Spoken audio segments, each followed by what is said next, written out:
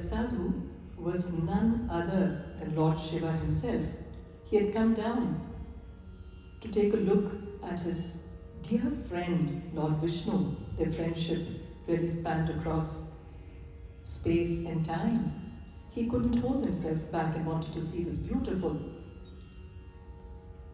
form that divinity had taken, this little baby, and he was absolutely delighted. There was bliss and ecstasy all around.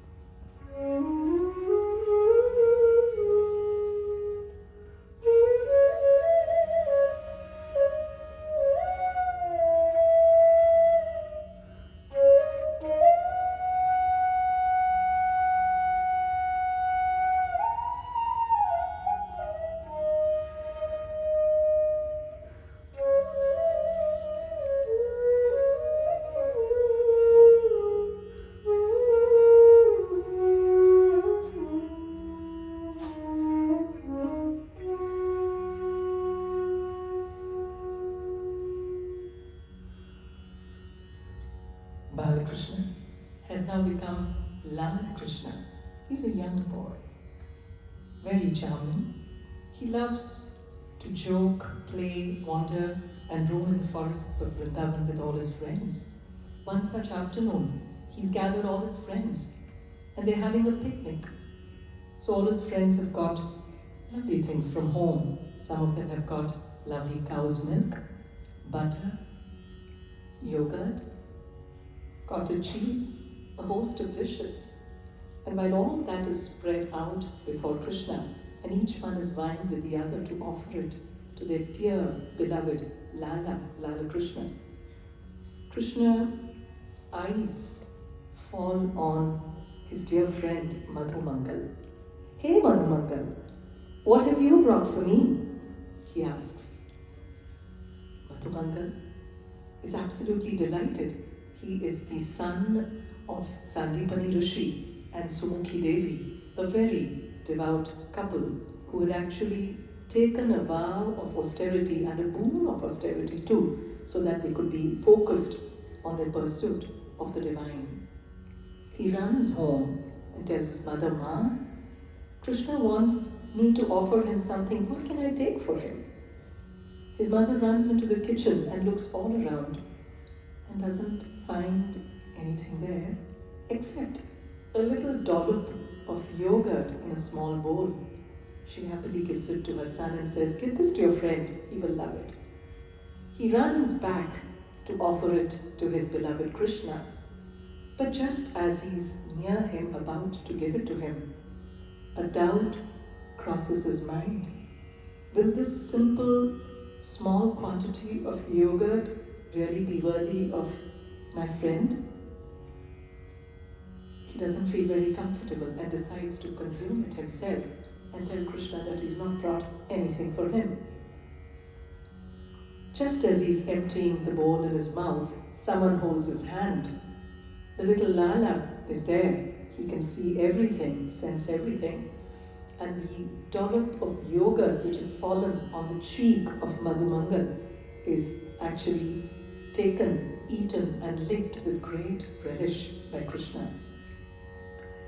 Krishna loves any offering that is made by his devotees with full devotion, with a pure heart and with true sincerity. After some more summers, Lal Krishna has now become a naughty, young cowherd, Gopal Krishna. He loves playing pranks. He loves all kinds of mischief.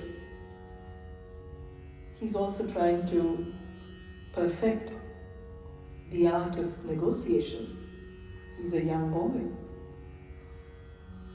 He in fact loves his cows and wants to go out to graze the cows on a hot summer afternoon.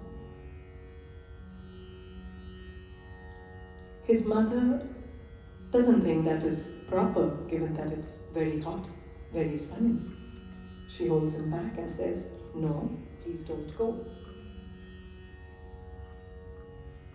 Krishna says, "No, I have to go.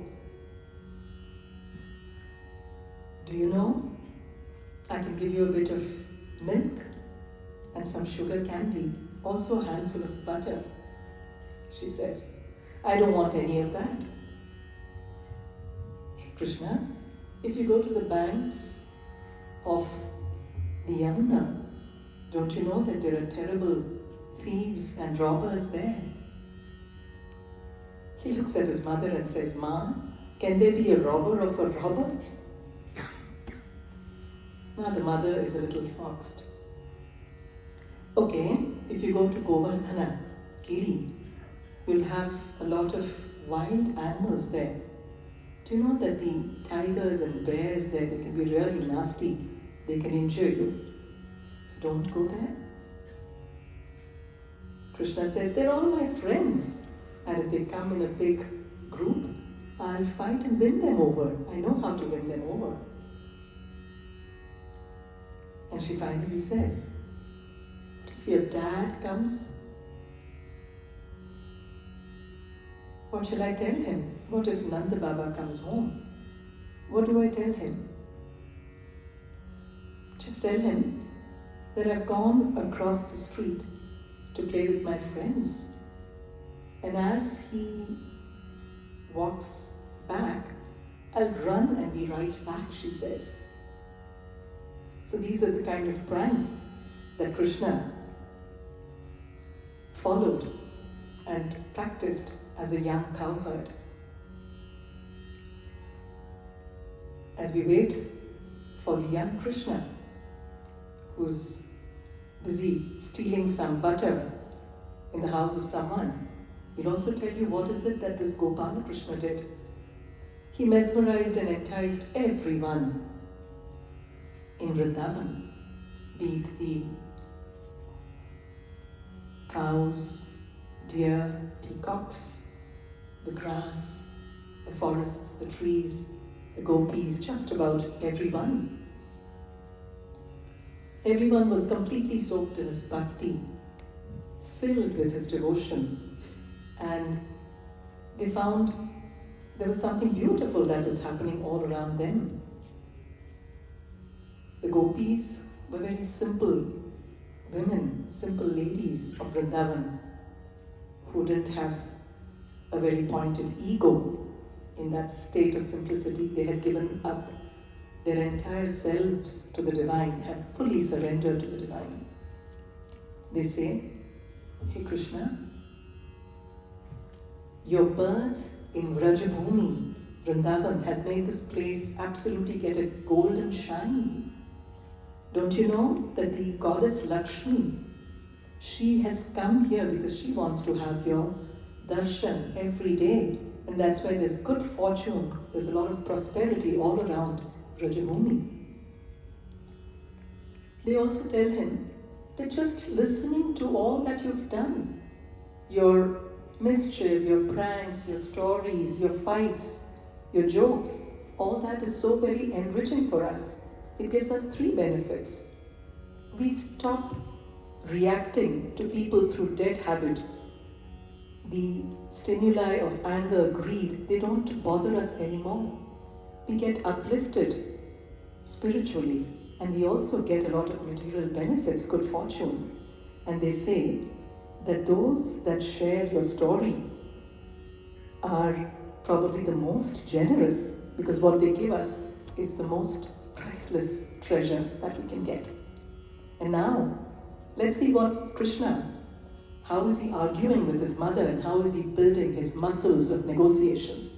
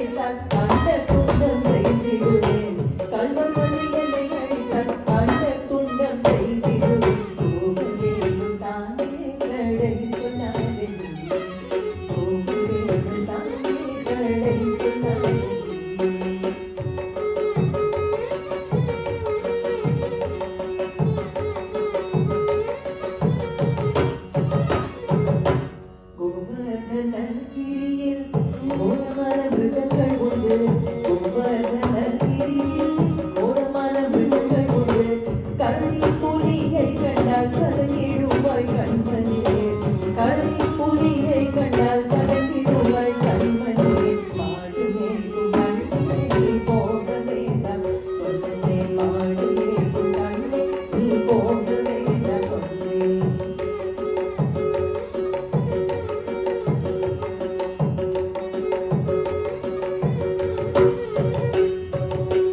காட்டு மிருகங்கள் எல்லாம் என்னை கண்டால் ஓடி வரும். காட்டு மிருகங்கள் எல்லாம் என்னை கண்டால் ஓடி வரும். கூட்டம் கூட்டமாக வந்தால் வேட்டையாடி ஜெயிச்சிடுவேன். கூட்டம் கூட்டமாக வந்தால் வேட்டையாடி ஜெயிச்சிடுவேன். போக வேண்டும் தானே தடை சொன்னாடி. போக வேண்டும் தானே தடை சொன்னாடி.